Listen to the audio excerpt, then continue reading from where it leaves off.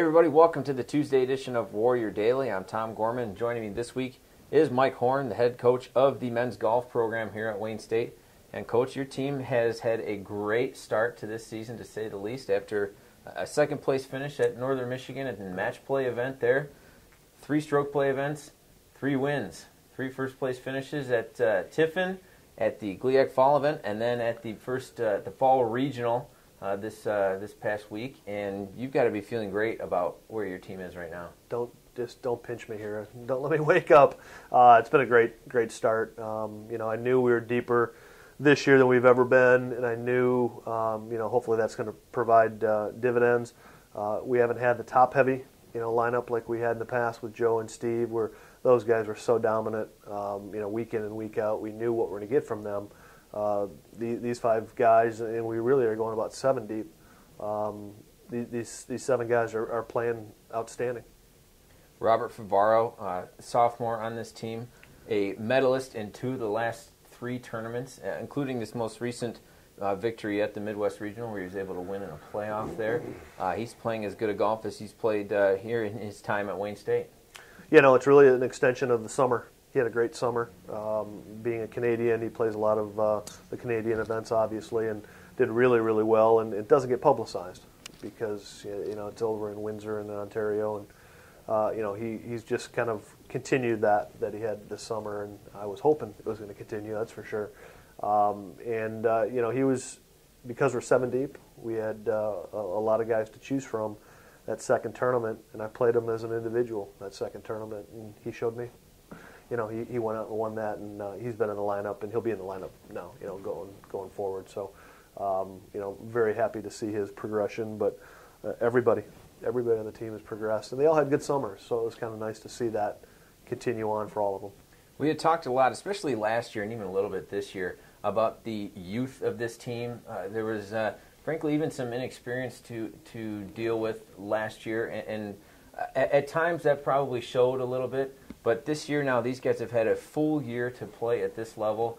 Guys like Reed Dean, who he's played very, very well so far, and a number of others, guys who have really taken advantage of that year of experience, cutting their teeth at the collegiate level.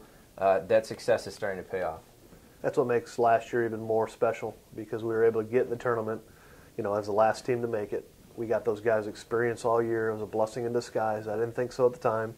I was muddling through each week trying to get us to play to our level. But Reed and Austin and Tyler and Alex and Rob, all those guys getting to play last year, really is paying dividends this year. And as golf goes, though, it's next week's the only one that matters.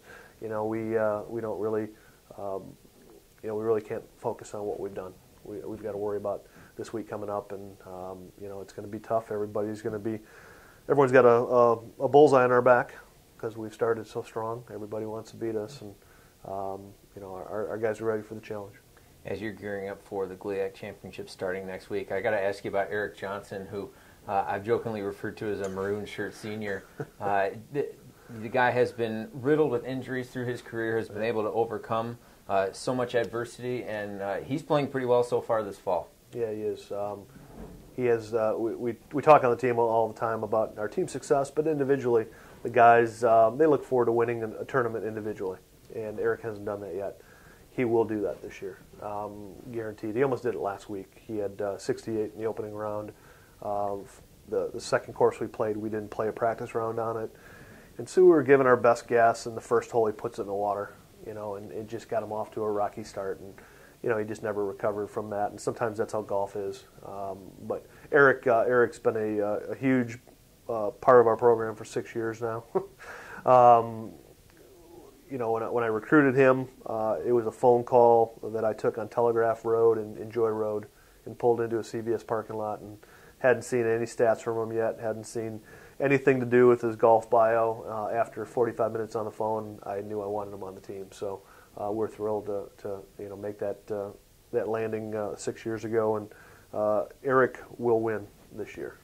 Well, I hope that intuition and the intuition that you have with a potential victory certainly comes true as you move forward with the rest of the fall schedule.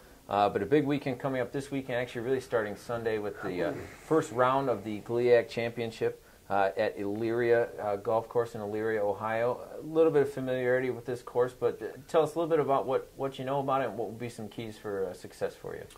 Well, it's a Donald Ross type of course, small greens, undulations, a lot of movement to the golf course. We played there last spring in the GLIAC preview. We did pretty well. We finished second there. And that preview had everybody's underclassmen there. So it was kind of a good idea of, who's going to be playing the course, come this fall. We've got to chip the ball and putt the ball, just like every week. If we do that well, we're going to have success there. A lot of good teams.